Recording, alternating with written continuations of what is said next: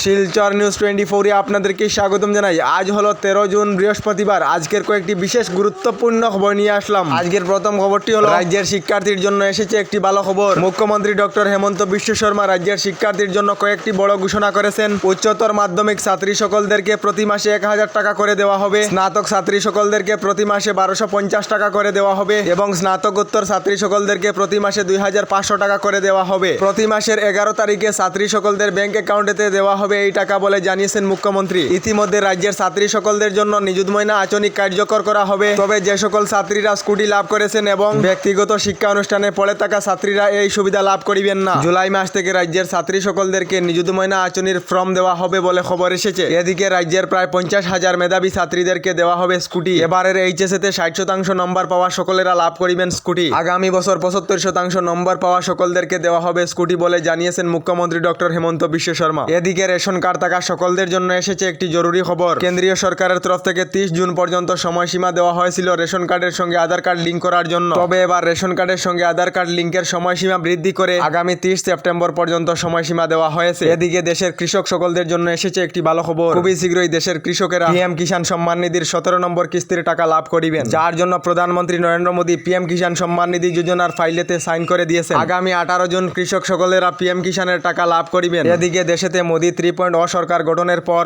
দেশেতে শাকসবজি সহ বিভিন্ন বস্তুর মূল্য অনেক হারে বৃদ্ধি পেয়েছে। যে কোনো শাকসবজি প্রতি কেজির মূল্য 50 থেকে 70 টাকার মধ্যে রয়েছে এবং বিশেষ করে আলু পেঁয়াজের মূল্য অনেকটাই বৃদ্ধি হয়েছে। রাজ্যের বাজারে আকাশছোঁয়া মূল্য বৃদ্ধি নিয়ে জনতার মধ্যে হাহাকার দেখা দিয়েছে। রাজ্যে মূল্য বৃদ্ধি নিয়ন্ত্রণে রাখার জন্য মুখ্যমন্ত্রী ডক্টর হেমন্ত বিশ্ব শর্মা রাজ্যের প্রত্যেক জেলার ডিসি সকলদেরকে নির্দেশ দিয়েছেন।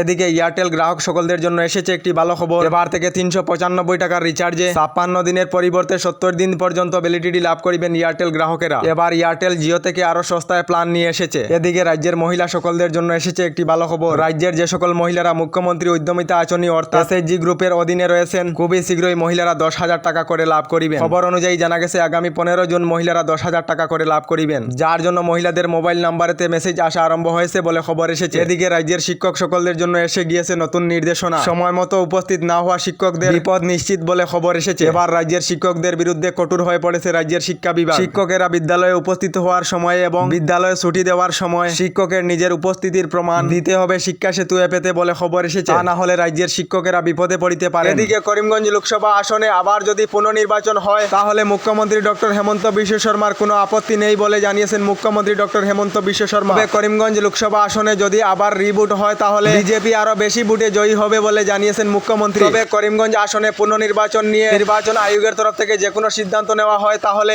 বিজেপির কোনো ধরনের আপত্তি নেই বলে জানিয়েছেন মুখ্যমন্ত্রী ডক্টর হেমন্ত বিশ্ব শর্মা। আমাদের ডেইলি খবরগুলি ভালো লাগলে আমাদের ভিডিওতে লাইক দিয়ে চ্যানেলটিকে সাবস্ক্রাইব করে নেবেন।